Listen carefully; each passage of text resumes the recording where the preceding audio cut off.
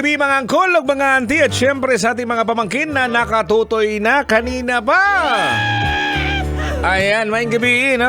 Mayang gabi, Friday edition ng ating programang Totoy na Love. At siyempre, kasama nyo ang inyong Uncle Totoy, no?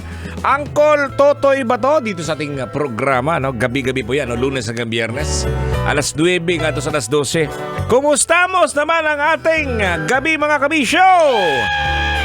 Ay, gusto ko lang munang i-shout out, no? Diyan sa may PTEX, no? Kay Ma'am Ella. Ayan, sa may PTEX, sa may LTO. Ayan, ang officer in charge, ma'am. Maraming salamat at sa mga mabilis na aksyon dyan, no? Sa LTO, sa may Parañaque PTEX.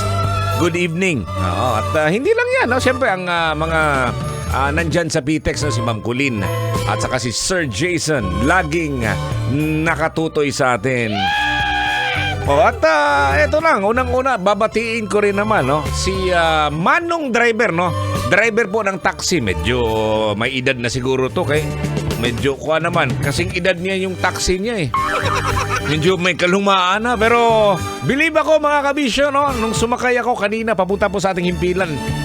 Galing ako sa may Baklaran. Bit-bit pa ako. Pagpara ko, sakay agad. Minsan din kasi may hindi naman lahat, ha. Ayan, good evening, ha, sa mga mababait. Pero minsan matimingan ka, no? Pagpara mo ng taxi, ibababa yung bintana tapos tatanungin saan ka.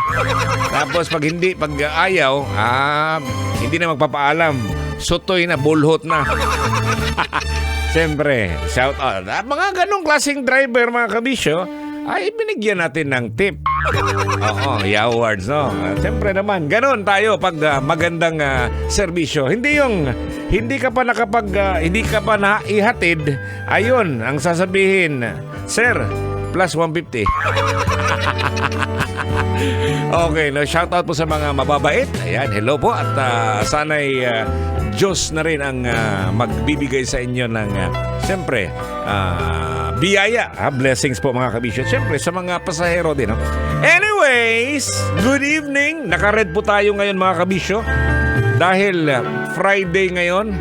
Next week, Friday din.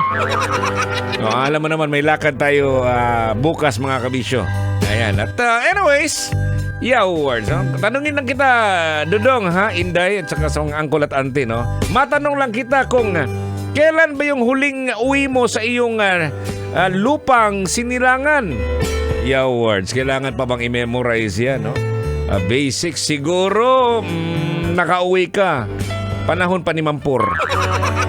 Siguro matagal ka nang hindi nakauwi, no? Ano kaya yung mga rason, mga kabisyo? Kaya naisip ko ngayon, pag-usapan natin ngayong gabi, ha? Especially ikaw, call ngayon, nasa biyahe siguro, o kaya nakapark sa gilid, or ikaw, no? Nakikinig sa atin, saan ka ba, no?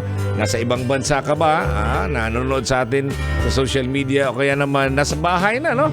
Ayan, ano kaya yung mga dahilan, no? Kung bakit ayaw mo munang umuwi sa inyong probinsya? Mga dahilan kung bakit ayaw mo nang umuwi sa kanilang probinsya. Aber, sige nga, mag-isip ka nga, be, para mas maganda. Ito pa rin ang inyong Uncle Totoy para sa programang Totoy na Love.